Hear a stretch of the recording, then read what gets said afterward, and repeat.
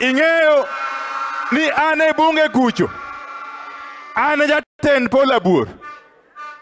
To pola buor ka ene bunge kucho to en momo. To ko biro ka. To riwore kodas kache police mondo chand jowa. Kawa kuyo ni. And let me also caution the PS for Interior. Ano kaja goyoge nyengato. But let me take you from Sifuna. We don't want nonsense. We don't want nonsense. ODM is a government in its own right. ODM is a government in its own what? You dare ODM, you see it for yourself. Nobody ever dares ODM and survives. Oh, come on. If you are lucky to find yourself in government, use your position to help your people. Don't use your position to persecute your people or to kill them. Oh, come on. Adamono giwinji. Eni okwadwa oyuma turuaka. Okwadwa oyuma turuaka. Kata di bed wodunga kanga. Chama marbab. Miluongo ni ODM. Owito jakom mare mar county. Wabiro ko. E venue mar public. Men university marongo. Tikelo nyoko. Ni ati in PS. PS marango. PS marango.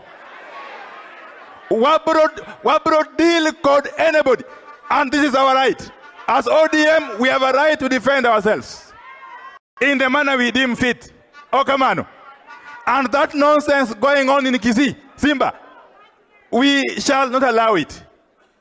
We won't allow it. I want to see from here the IG of police summoning Osoro to go and record a statement for the atrocities he's accused of committing in Kisii against our own governor and these people.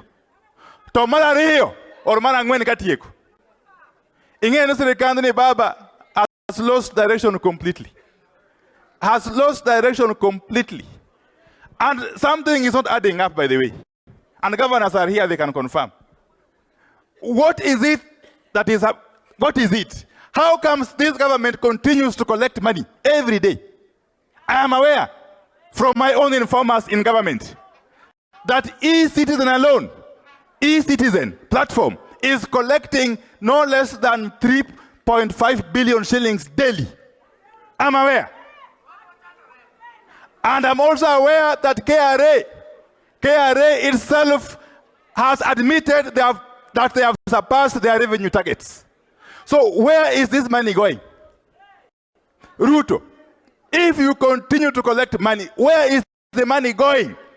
And yet, as we speak, what is standing, the requisition for exchequer, Mheshimiwa Paranya, the total exchequer requisitions lying at the National Treasury as at yesterday was close to 200 billion shillings.